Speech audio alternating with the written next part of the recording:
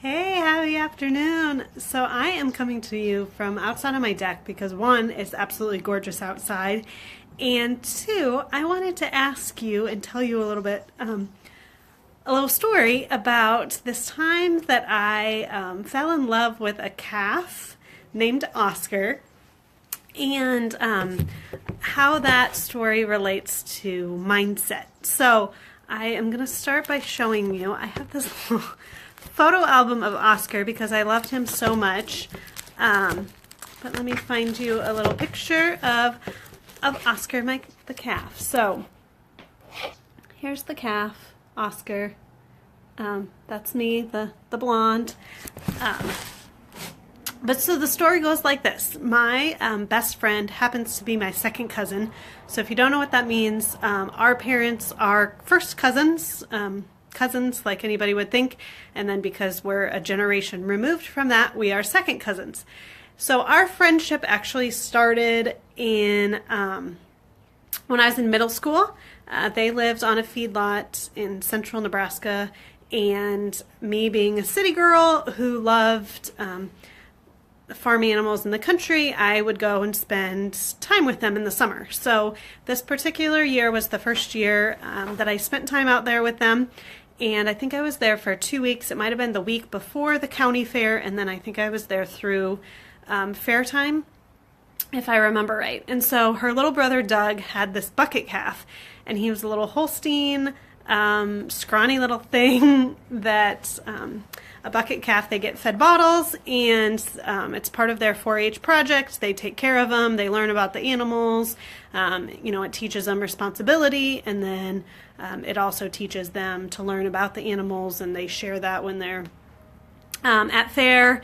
And then I believe they can go back as a second-year bucket calf as they've gotten a little bit older. I think that time then they judge the animal a little bit more than maybe the first time around, where it was more the handler and the knowledge of the handler. But so anyway, this little, he's cute. He's the cutest little thing. And he just stole my heart when I was in middle school. And so every day that I was there, their parents would say that, they needed to go out and do their chores. So to them, the chores were, collecting eggs from the hen house, feeding the bucket calf, maybe feeding some of the other animals, checking on some of the cows, whatever it may be. It was outside doing chores. So that time would come and, their mom would probably nag at them or request that they go do their chores a few times before they would get up off the couch and go do them. Me, being city girl, who's out at the country spending some time, those to me weren't chores. They were really exciting, fun things that we got to do and get outside, go see the animals.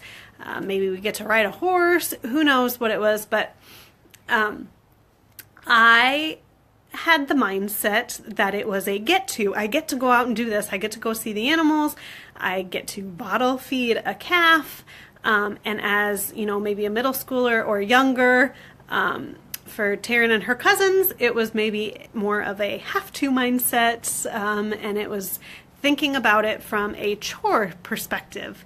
So that's where the mindset comes into play. In things in life, are you getting to do things? Are you choosing to do things?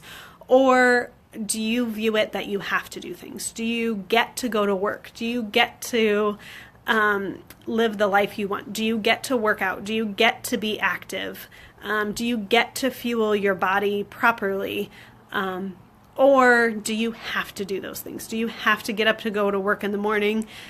Do you have to do yard work? Do you have to work out because you think of it as a chore versus something that you get to do?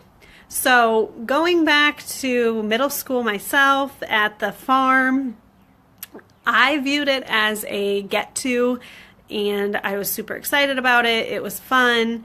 I viewed it that way, and I happened to fall in love with this little cow, and I made this book. I still have it. I mean, look at him. Like, that's Fuzzy Winter Oscar, and he's just so cute. Like, how could you not just fall in love with that thing?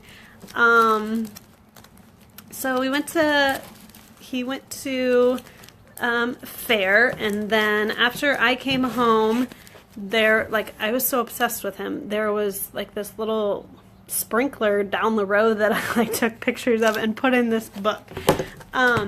So Oscar is my story of a get-to, and now Taryn is on living the ranch life, so I'm pretty sure she changed her mindset at some point that those things are no longer have-tos for her and get-tos for her. But as I think about my workouts now, I over lunch today got to teach a fitness class in a corporate office, and it was definitely a get-to for me. I get to share my love for that fitness class with those that come and take their time out of their day to spend it with me. And I have another class tonight that I get to. And while I maybe am not making money doing that, it's definitely a passion of mine and a get-to mindset that I get to share that love of PiYo specifically and fitness with others. But I encourage you throughout your life, I have a 2.5-year-old and we are in the phase of I can't. So the last few nights since we've gotten back from vacation, the I can't kick in around bedtime. I can't sleep. I can't lay down. It's I can't sweep. I can't sweep. I can't sweep. I can't lay down. I can't lay down. Well, no, buddy, but we get to. We don't have to, but we get to. We get to lay in your own bed. And mommy then gets to go lay in her own bed. So it's changing the mindset. I'm trying to work with him on I believe I can is what I'm working with. And then I'm normally just responded from him with a bunch of I can'ts. So I've got an uphill battle on that one, I think. But in life, I want you to think about what you do. Are you approaching it with a I have to mindset, or are you approaching it with I get to, I choose to? And I bet if there's something that causes you a little bit of stress, or maybe you struggle with doing tasks or certain things, if you are to just change your mindset about it and switch it from a I get or I have to I get to mindset, it might make the situation feel quite a bit different than what it is now. So that's my message to you. I'll show you the picture one more time because he's just so dang cute. Look at him. I mean, he would come and think your finger was the bottle, the nipple of the bottle, and so he would suck on it, and yeah, here, he's getting my finger in that one. Yeah. And he was just he'd get so excited when you'd come out to the fence to see him. So yeah, there's some good pictures of old me and Oscar.